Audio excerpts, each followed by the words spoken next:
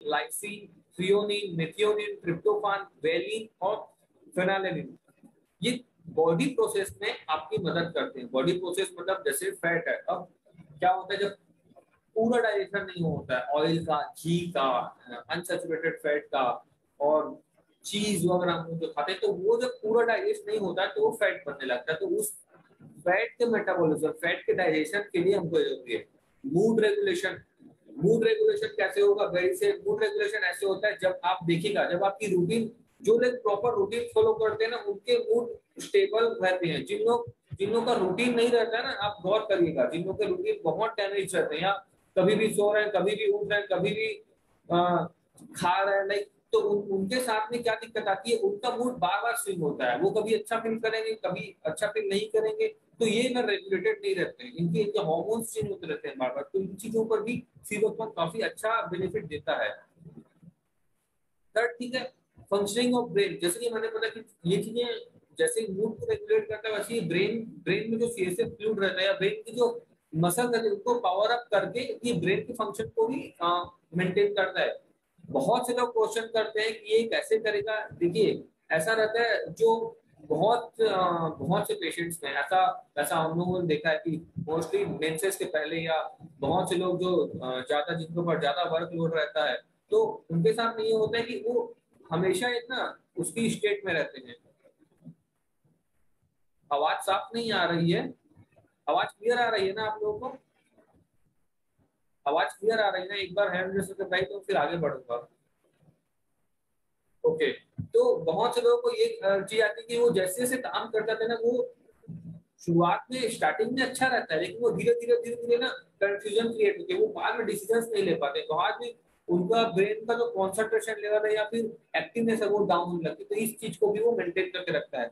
Energy production, जैसे मैंने बताया कि प्रोटीन को मेंटेन करता है, तो एनर्जी काफी बना करके देता है।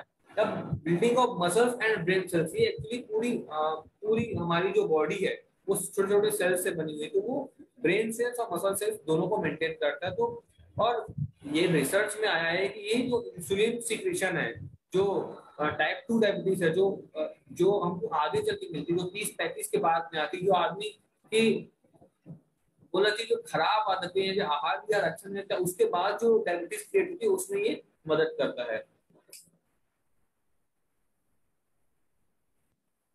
तो इस तरह का सी बकथॉर्न जो है ओवरऑल एक पैकेज बनाता है, जो जो हमारी ब्रेन को, हमारे लीवर को और हमारी बोलना चाहिए हार्ट को, डाइजेशन को, मसल्स को, सब चीजों को ही मेंटेन कर देता है। अलग अलग लेवल पे अलग अलग काम करता है।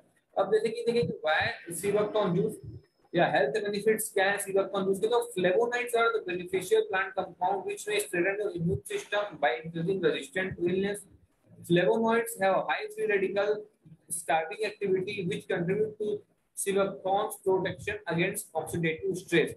अब देखिए ऑक्सीडेटिव स्ट्रेस क्या होता है, सबसे पहले इस बारे में बात करते हैं।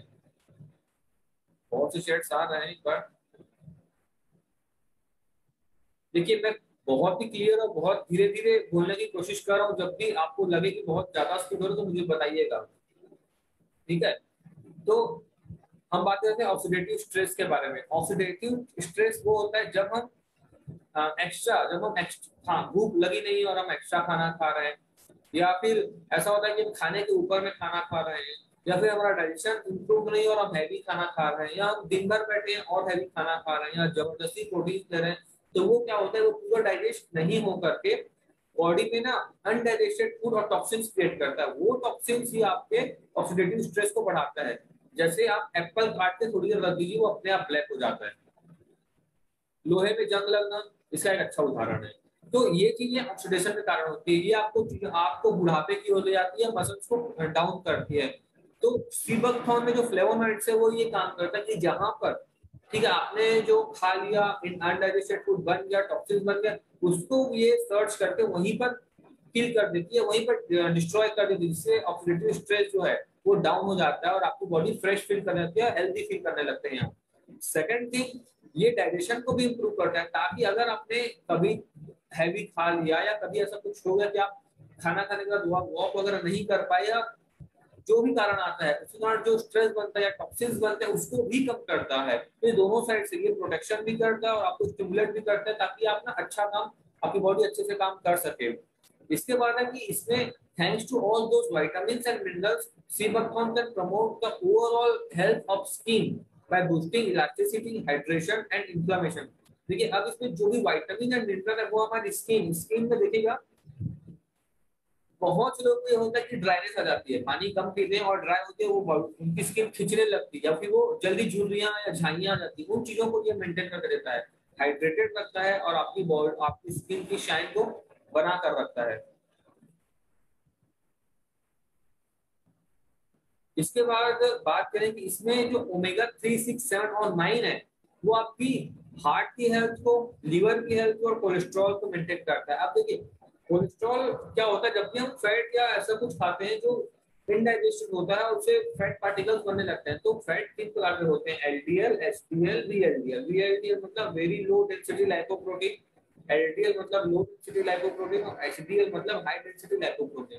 तो इसमें एचडीएल जो है वो गुड कोलेस्ट्रॉल है, वो कम जगह घेरता है, एनर्जी ज्यादा रखता है अपने पास में और स्टोर रहता है।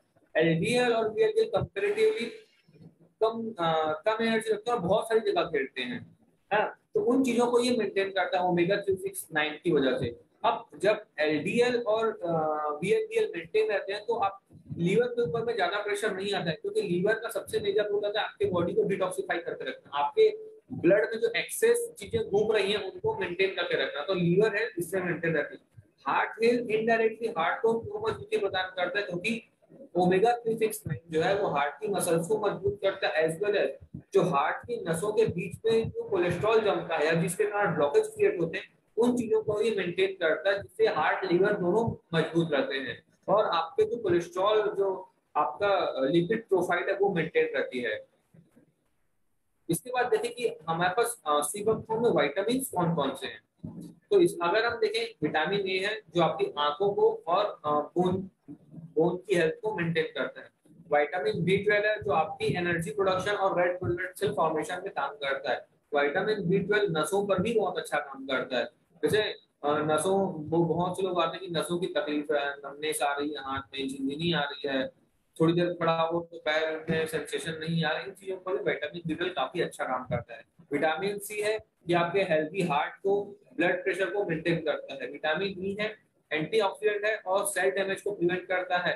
साथ में विटामिन ई आपके सेक्सुअल हेल्थ के लिए भी काफी अच्छा रहता है। आपके बोलना चाहिए मेल और फीमेल की जो फर्टिलिटी है, जो उनकी बच्चे पैदा करने की शक्ति है, उनको मेंटेन करके रखता है। विटामिन के है ब्लड क्लॉटिंग, हमारे खून के थक्के जमने और बोन पर ही अच्छा काम करता है। पोटेशियम है फ्लूइड बैलेंस और मसल फंक्शन, मतलब फ्लेक्शन एक्सटेंशन, मैं हाथ ऐसा ऐसा वापस कर रहा हूँ, ये फ्लेक्शन और एक्सटेंशन पे भी पोटेशियम काफी अच्छा काम करता है। कैल्शियम सभी को पता है, हमारे दांत, हमारे हड्डियां, हमारे ब्लड प्रेशर, हमारे बाल, इन सबको कैल्शियम मेंटेन करके रखता है। आयरन हीमोग्लोबिन फॉर्मेशन करता है, बॉडी का टेम्परेचर मेंटेन करता है और इम्यून सिस्टम पे काम करता है। इसके साथ ही आयरन हीमोग्लोबिन बना करके हमारी बॉडी में ऑक्सीजन की पूरी सप्लाई को मेंटेन रखता है। फॉस्फोरस है बॉडी का पीएच मेंटेन करता है। पीएच एक बहुत बड़ा सब्जेक्ट है अभी के डेट में। पीएच क्या होता है, हमारी बॉडी का एक लेवल रहता है, 1 से 14 तक वो स्केल रहती है जिसमें हमारे हमको बॉडी का पीएच पता पड़ता है, एसिडिक और मतलब अम्लीय और क्षारीय। हमारी बॉडी जो है वो क्षारीय प्रकृति की रहती है, बहुत क्षारीय 7 to 8 रहता है। बट जैसे जैसे आप एसिडिक चीजों की तरफ जाते हैं बॉडी बीमार होना स्टार्ट होती है। जैसे आप अल्कली मतलब क्षारीय प्रकृति में रहते हैं काफी आपको आराम आता है। इन चीजों को फास्फोरस मेंटेन करके रखता है। अब मैं ये बता दूं कि फास्फोरस हमको नेचुरल सोर्स में कहाँ से मिलता है, तो उसका सबसे अच्छा सोर्स है हमारे पास आंवला। आप आंवला खाएंगे आपको सबसे अच्छा फास्फोरस मिलता है और वो इससे वो बॉडी की एसिडिटी को मेंटेन करके रखता है। इसके बाद भाई प्रिकॉशंस क्या आते हैं या आपको ध्यान किसमें देना है जब प्रेगनेंसी में कोई है, ब्रेस्ट फीडिंग करा रहा है, कोई ब्लीडिंग डिसऑर्डर्स है, किडनी के डिसऑर्डर्स है, इनमें हमको ध्यान देना है। और अगर ऐसा कुछ नहीं है, आप जनरल हेल्थ पे लेना चाहते हैं तो 20 से 30 ml दिन में 2 बार, बच्चों को 5 से 10 ml दिन में 2 बार दें। अब हम लोग बहुत बार सीबकथॉर्न के साथ में बहुत सारे हम लोगों ने प्रयोग किए, जैसे कि किडनी में इसे हमको काफी अच्छे रिजल्ट्स मिले, मोटापे में बहुत हमको अच्छे रिजल्ट्स मिले सीबकथॉर्न के, स्किन में जिनको रैशेस आ रहे हैं या छोटे छोटे दाने हैं या दाने ऊपर फूट जा रहे हैं, ब्लैक स्पॉट्स आ रहे हैं, उसमें सिल्वर काफी अच्छा काम करता है। इसके साथ में देखिए सबसे बड़ी बात क्या होगा कि आपका कॉम्बिनेशन क्या है, आप सिल्वर को किस व्हीकल के साथ भेज रहे हैं। आप जब मोटापे की बात करें तो आप आयुष टी या क्लोव ग्रीन टी के साथ सिल्वर को कंबाइन करें। आप जब स्किन पे बात करें तो एचबी प्लस के साथ में कंबाइन करें। और जब आप किडनी पे काम कर रहे हैं तो भी आपको एक ग्रीन टी आप एडप्ट करिए, उसके साथ में काफी अच्छा काम होता है। तो सीबकथॉर्न इट्स ऑल अबाउट आप किन चीजों पर मेंटेन कर रहे हैं सीबकथॉर्न जूस को। तो ये ओवरऑल एक अच्छा पैकेज बनाता है सीबकथॉर्न, जो आपके स्किन को और हार्ट को और लिपिड को मेंटेन करके रखता है।